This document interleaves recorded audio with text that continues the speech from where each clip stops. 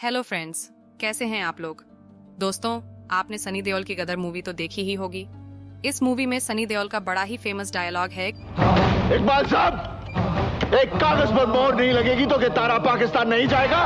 ये तो सिर्फ मूवी थी, पर अब ऐसी ही लव स्टोरी रियल लाइफ में आजकल बहुत न्यूज में है। एक पाकिस्तानी लड़की सीमा हैदर ने गदर के इस डायलॉग को सच करके दिखा दिया है। वो बिना वीजा के अपने 4 बच्चों को साथ लेकर प्यार के लिए पाकिस्तान से इंडिया भाग कर आ गई। सीमा के इंडिया आने के बाद हर दिन नई कंट्रोवर्सीज सामने आ रही हैं। ये लव स्टोरी इंडिया और पाकिस्तान दोनों ही कंट्रीज में छाई हुई है। चलिए डिटेल में जानते हैं कि पूरी स्टोरी असल में क्या है। पाकिस्तान के कराची से आई 27 साल की सीमा हैदर मैरिड है और उसके 4 बच्चे भी हैं। उसकी फैमिली में 3 बहनें और एक भाई है। उसका भाई पाकिस्तान आर्मी में है। सीमा ज्यादा पढ़ी लिखी नहीं है। उसने 5th स्टैंडर्ड तक पढ़ाई की है। जब वो 12 साल की थी तब उसकी माँ की डेथ हो गई थी। इस वीडियो में आगे बढ़ने से पहले प्लीज इस वीडियो को लाइक कीजिए, नीचे कमेंट कीजिए और अपने दोस्तों के साथ शेयर भी कीजिए। और अगर आप चैनल पर नए हैं तो प्लीज चैनल को सब्सक्राइब भी कर दीजिए। मीडिया इंटरव्यूज में सीमा ने बताया कि जब वो 17 साल की थी तब एक लड़के को पसंद करती थी, लेकिन उससे उसकी शादी नहीं हो पाई। इस बात से सीमा के घर वाले उससे नाराज थे और उन्होंने जबरदस्ती उसकी शादी 2014 में गुलाम हैदर से करा दी। सीमा ने बताया, कोर्ट मैरिज में मुझसे जबरन साइन कराया गया था। हमारे यहाँ पाकिस्तान में ऐसा ही होता है कि अगर आपने प्यार कर लिया तो लोग इसे गलत मानते हैं, बेइज्जती समझते हैं। शादी के बाद गुलाम हैदर और सीमा कराची चले गए थे। सीमा का पहला बेटा फरहान 2016 में पैदा हुआ था। उसके बाद उसकी 3 बेटियां हुईं, फरवा, फरीहा और फराह। उसके बाद 2019 में उसका पति गुलाम हैदर सऊदी अरब चला गया था जॉब करने के लिए। तब सीमा घर पर अकेली रह गई थी। उसके बाद मार्च 2020 में कोविड फैल गया और लॉकडाउन लग गया। उस टाइम सीमा मोबाइल पर टिकटॉक पर काफी एक्टिव थी। वो मोबाइल पर गेम्स भी खेला करती थी। सबसे पहले उसने कैंडी क्रश खेलना स्टार्ट किया। उसके बाद फिर उसने पबजी खेलना शुरू किया। अब पबजी जितना इंडिया और पाकिस्तान में फेमस है, इतना शायद ही कुछ और हो। ये एक बैटल रॉयल गेम है जो लोग मोस्टली अपने मोबाइल फोन पर खेलते हैं। इसे आप अपने फ्रेंड्स या रैंडम लोगों के साथ टीम अप करके खेल सकते हो और खेलते टाइम उनसे फोन की ही तरह बात कर सकते हो। पबजी में सीमा ने बहुत सारे फ्रेंड्स बनाए। इनमें से एक सचिन था। 23 साल का सचिन मीना इंडिया के उत्तर प्रदेश के नोएडा के रब्बूपुरा का रहने वाला है और एक किराना स्टोर यानी कि एक ग्रोसरी स्टोर पर काम किया करता था। पर यह दुकान कोविड-19 के लॉकडाउन के टाइम बंद हो गई थी। सीमा ने मीडिया को दिए इंटरव्यू में बताया कि सितंबर 2020 में सचिन से उसकी काफी अच्छी दोस्ती हो गई थी। स्टार्टिंग के 10-15 दिन वो 4-5 घंटे पबजी खेला करते थे। फिर धीरे धीरे उन्होंने फोन नंबर्स एक्सचेंज किए और फोन पर बात करना शुरू कर दिया। उसके बाद दोनों के वीडियो कॉल्स शुरू हो गए और धीरे धीरे दोनों को प्यार हो गया। सीमा ने बताया कि वीडियो कॉल पर मैं सचिन को पाकिस्तान दिखाया करती थी और सचिन मुझे इंडिया दिखाया करते थे। इसी बीच सितंबर 2020 में सीमा के फादर की डेथ हो गई। सचिन सीमा से मिलकर उसको तसल्ली देना चाहता था, इसलिए इन दोनों ने मिलने का डिसाइड किया। सीमा ने बताया कि उसने पासपोर्ट भी बनवाया और फरवरी 2023 में इंडिया के वीजा के लिए भी ट्राई किया, लेकिन उसे वीजा नहीं मिला, इसलिए दोनों ने नेपाल में मिलने का डिसाइड किया। 8 मार्च को सचिन ने कश्मीरी गेट से काठमांडू के लिए बस ली और सीमा ने शारजाह से काठमांडू के लिए फ्लाइट ली। 10 मार्च को दोनों काठमांडू में मिले। सबसे पहले उन्होंने गदर मूवी देखी और नेक्स्ट डे पशुपतिनाथ मंदिर में शादी कर ली। 7 दिन तक वो काठमांडू में हस्बैंड और वाइफ की तरह रहे। सीमा ने सिंदूर लगाकर पिक्चर्स और वीडियोस ली और उसने उनको इंस्टाग्राम पे पोस्ट भी किया। सीमा पाकिस्तान वापस नहीं जाना चाहती थी, लेकिन सचिन ने उसे समझाकर पाकिस्तान भेज दिया क्योंकि उसके बच्चे पाकिस्तान में थे। सचिन ने बताया कि जब नेपाल में सीमा मिलने आई थी तब उसके बच्चे पाकिस्तान में थे। सचिन ने ही उससे कहा था कि सीमा तुम वापस पाकिस्तान जाओ और बच्चों को साथ लेकर आना, जबकि सीमा ने तय कर लिया था कि बच्चों को उनकी बहन पाकिस्तान में पाल लेगी।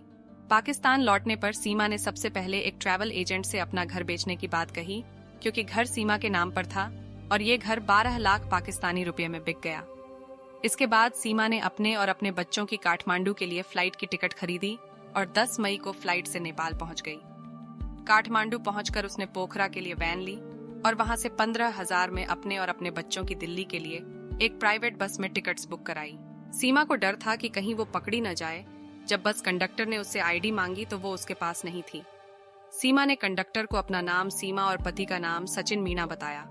उसने खुद को रबुपुरा का रहने वाला बताया और अपने बच्चों का नाम राज, प्रियंका, परी और मुन्नी बताया। फिर सीमा ने कश्मीरी गेट से बस ली और रबुपुरा में उतर गई, जहां सचिन उसका वेट कर रहा था। सचिन ने पहले से ही सारी तैयारी कर रखी थी। उसने अपने घर के पास ही एक घर किराए पर ले लिया था और मकान मालिक को उसने बताया कि वो शादीशुदा है। इसके बाद वो 1.5 महीने तक साथ रहे। सीमा पड़ोसियों के साथ भी घुल मिल गई थी अच्छे से, क्योंकि वो बिल्कुल हिंदू शादीशुदा लड़कियों की तरह रहती थी, जैसे कि साड़ी पहनना, मंगलसूत्र पहनना, चूड़ियां पहनना और माथे पर सिंदूर लगाना। वो हिंदी भी काफी अच्छी बोलती थी। इन रीजंस की वजह से पड़ोसियों को उस पर कोई शक नहीं हुआ। अब सीमा को अपने बच्चों की पढ़ाई की चिंता भी होने लगी थी, इसलिए उसकी और बच्चों की आईडी बनवाने के लिए वो और सचिन जून में बुलंदशहर में एक लॉयर से मिले। सचिन ने लॉयर से ये भी कहा है कि वो एक मुस्लिम लेडी से शादी करना चाहता है। इस पर लॉयर ने उसे बताया कि स्पेशल मैरिज अंडर इसमें कोई प्रॉब्लम नहीं होगी। लेकिन जब लॉयर ने सीमा के डॉक्यूमेंट्स देखे तो वो उनमें पाकिस्तानी पासपोर्ट देखकर शॉक्ड हो गया, तो उसने पुलिस को इन्फॉर्म कर दिया। 4 जुलाई को रबुपुरा के अंबेडकर नगर कॉलोनी में पुलिस उन्हें पकड़ लेती है। सीमा, सचिन और सचिन के पिता को इंडियन पीनल कोड के foreigners act, criminal conspiracy act, criminal act और पासपोर्ट एक्ट 1920 के अंडर अरेस्ट कर लिया गया। क्योंकि चारों बच्चे छोटे ही थे, इसलिए उन्हें भी सीमा के साथ जेल में ही रखा गया।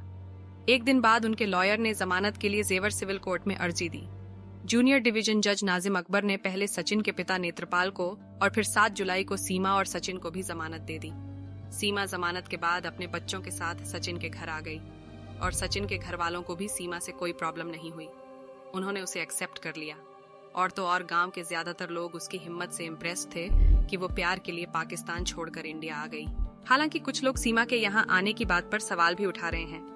उनका कहना है कि एक पाकिस्तानी इलीगली इंडिया आई है तो सिर्फ प्यार के लिए तो नहीं आई होगी, इसके पीछे कोई बड़ी साजिश जरूर है। कुछ लोग तो सीधे सीधे सीमा को पाकिस्तानी इंटेलिजेंस एजेंसी ISI का जासूस भी बता रहे हैं और उसके पाकिस्तान से इंडिया आने के पूरे इंसिडेंट को इंडिया में पेनिट्रेट करने की एक केयरफुली प्लान्ड स्ट्रेटजी बता रहे हैं। सीमा के इंडिया आने की और सचिन से शादी करने की बात इंडियन मीडिया में बहुत तेजी से फैल गई। अब क्योंकि बात पाकिस्तान की हो रही थी तो पॉलिटिकल लीडर्स और डिफेंस एक्सपर्ट्स भी बहस में कूद गए।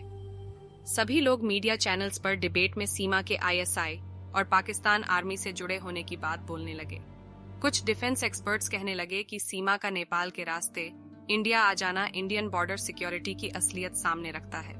उनका कहना है कि सीमा आ सकती है तो कोई भी पाकिस्तानी जासूस, एजेंट और यहाँ तक कि एक टेररिस्ट भी आसानी से आ सकता है।